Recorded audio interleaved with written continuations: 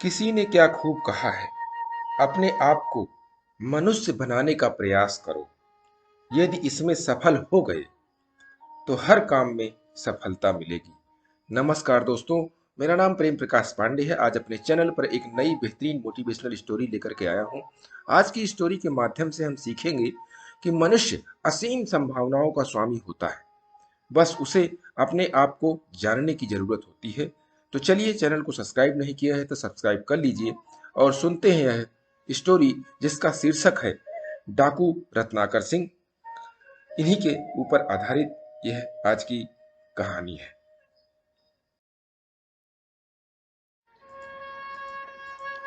बहुत समय पहले की बात है।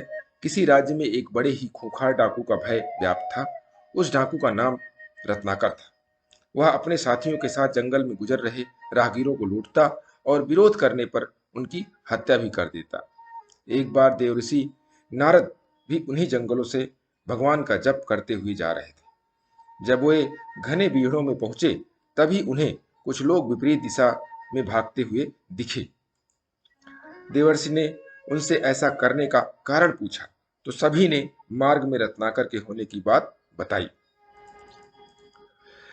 पर बावजूद इसके देवऋषि आगे बढ़ने लगे। क्या आपको भय नहीं लगता? भाग रहे लोगों ने उन्हें ऐसा करते हुए देख पूछा। नहीं, मैं मानता ही नहीं कि मेरे अलावा यहाँ कोई और है, और भय तो हमेशा किसी और के होने से लगता है, स्वयं से नहीं। ऋषि ने ऐसा कहते हुए अपने कदम आगे बढ़ा दिए। कुछ ही दूर जाने पर डाकू रत्नाकर अपने साथियों के साथ उनके समक्ष आ पहुंचा। रत्नाकर, मैं रत्नाकर हूं, डाकू रत्नाकर। नारद मुस्कुराते हुए बोले, मैं नारद हूं, ऋषि नारद।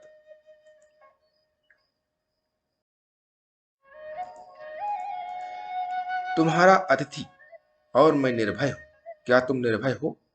रत्नाकर, क्या मतलब है तुम्हारा? नारद, ना मुझे प्राणों का भय है, ना असफलता का भय है, ना कल का, ना कलंक का। और कोई भय है जो तुम जानते हो? अब तुम बताओ, क्या तुम निर्भय हो? रत्नाकर, हाँ, मैं निर्भय हूं। ना मुझे प्राणों का भय है, ना असफलता का भय है, ना कल का, ना कलंक का। रत्नारद जी बोले, तो तुम यहाँ इन घने जंगलों में छिप कर क्यों रहते हो? क्या राजा से डरते हो? रत्नाकर, नहीं। नारद जी, क्या प्रजा से डरते हो? रत्नाकर, नहीं। नारद जी बोले, क्या पाप से डरते हो? रत्नाकर, नहीं। तो नारद जी बोले, तो यहाँ छिप कर क्यों रहते हो? यह सुनकर रत्नाकर घबरा गया और एक टक देव ऋषि को घूरने लगा। नारद जी बोले, मैं उत्तर दूंगा। तुम पाप करते हो और पाप से डरते हो। रत्नाकर हंसा और बोला, नारद, तुम मुझे इन बातों से भ्रमित नहीं कर सकते। मैं न पाप से डरता हूं, न पुण्य से, न देवताओं से, न राक्षसों से, न राजा से, न राज्य से, न दंड से और न ही कानून से। मैंने राज्य के साथ विश्वासघात किया है, मैंने समाज के साथ विश्वासघात किया है, इसलिए मैं यहाँ पर इन बीहड़ों में रहता हूँ। यह मेरा प्रतिशोध है। नारद, ऐसा कौन सा पाप था जिसने तुम डरते हो? रत्नाकर, मुझे इतना मत भड़काओ कि मैं तुम्हें मार दूं। नारद, इतना अधिक मैंने पहले ही जान लिया है कि पाप और पुण्य की परिभाषा हमेशा बलवानों द्वारा निर्धारित की जाती है और कमजोरों पर थोपी जाती है। मैंने साम्राज्यों का विस्तार देखा है, हत्या से, बल से, छल से। मैंने वाणिज्य का विस्तार देखा है, छल, अनैतिकता, धर्म, अधर्म से। क्या यह पाप नहीं था? मैं एक सैनिक था, दुष्ट और निर्दयी व्यापारियों की भी रक्षा करता था। क्या यह पाप था? मैं पापी बन गया हूं, मैं राजा, सेना और सेनापति का अपराधी बन गया हूं। क्या वह पाप था? नारद, दूसरों का पाप रत्नाकर अपने पाप को सही नहीं कर ठहरा सकता। रत्नाकर चिल्लाया, मैं पापी नहीं हूं। नारद, कौन तय करेगा इस सफर में आपके साथ कोई है या नहीं? क्या तुम्हारी पत्नी, तुम्हारा पुत्र इस पाप में तुम्हारे साथ हैं? रत्नाकर बोला, हाँ, वे साथ क्यों नहीं होंगे? मैं जो कुछ भी करता हूं उन्हीं की खुशी के लिए ही तो करता हूं।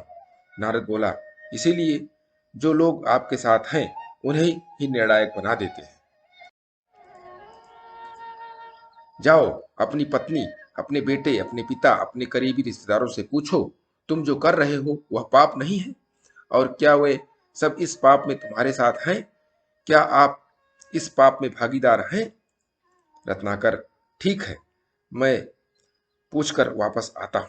और अपने साथियों को नारद को बांधे रखने का निर्देश देते हुए रत्नाकर सीधे अपनी पत्नी के पास जाते हैं और पूछते हैं, मैं जो कर रहा हूँ क्या वह पाप है? क्या आप इस पाप में मेरे साथ हैं? पत्नी कहती है, नहीं प्रभु, मैंने तुम्हारे सुख दुख में तुम्हारा साथ देने की कसम खाई है, तुम्हारे पाप में भागीदार होने की कसम नहीं खाई है। यह सुनकर रत्नाकर चौंक गए। फिर वह वही सवाल अपने अंधे पिता से दोहराता है, पिताजी, मैं जो कर रहा हूँ क्या यह पाप है? क्या आप इस पाप में मेरे साथी हैं? पिता कहते हैं, नहीं बेटा, ये तो तुम्हारी कमाई है, इसे कैसे बांटूं? यह सुनते ही ऐसा लगता है कि जैसे रत्नाकर पर बिजली गिरी। वह बहुत दुखी हो जाता है और धीरे धीरे वापस नारद देवता के पास चला जाता है। नारद, तुम्हारे साथियों ने मुझे अकेला छोड़ दिया है। रत्नाकर रत्नाकर ऋषि के चरणों में गिरकर, क्षमा देव ऋषि, क्षमा, अब मैं भी अकेला हूं। नारद, नहीं रत्नाकर, आप अपने मित्र भी हैं और आप अपने दुश्मन भी। आपने अपनी पुरानी दुनिया भी बनाई है और अब तुम भी अपनी नई दुनिया सचोगे। तो उठो और अपने प्रयास से अपना भविष्य लिखो। राम नाम ही तुम्हारा मार्ग दर्शन है। दोस्तों, इस घटना के बाद डाकू रत्नाकर का जीवन पूरी तरह से बदल गया। उन्होंने पाप का मार्ग त्याग दिया और पुण्य का मार्ग अपनाया और बाद में यह डाकू राम कथा रामायण के रचयिता महर्षि वाल्मीकि बने। तो दोस्तों, यह कहानी बताती है कि मनुष्य असीम संभावनाओं का स्वामी है। जहां एक तरफ वह अपने प्रयास से राजा बन सकता है और वहीं दूसरी तरफ वह अपने आलस से रंक भी, और वह अपने विवेक से खुद को नष्ट भी कर सकता है और उसका निर्माण भी अपने विवेक से कर सकता है। यानी हम सभी अपने आप में महाशक्तियां हैं, लेकिन हम में से ज्यादातर लोग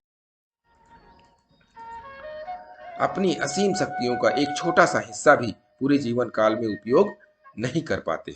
इसीलिए दोस्तों, अपने आप को पहचानो और अपनी शक्ति और सामर्थ्य के उपयोग से आगे बढ़ते रहो।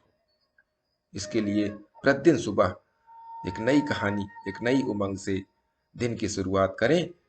तब तक के लिए छोटों से मिले प्यार और बड़ों से मिले आशीर्वाद और भगवान के सहारे के साथ यही कहूंगा कि काम तो सभी करते हैं, पर काम करो कुछ ऐसा कि उदाहरण बन जाए। छोटी सी स्टोरी आपको अच्छी लगी तो लाइक कर दीजिए, शेयर कर दीजिए अपने इस मित्रों में भी, और कमेंट्स जरूर करिए। और चैनल को अभी तक सब्सक्राइब नहीं किया, सब्सक्राइब कर लीजिए। और नई नई बेहतरीन मोटिवेशनल स्टोरी आपको प्रत्येक सुबह मिलती रहे, इसके लिए प्रेस बेल आइकन।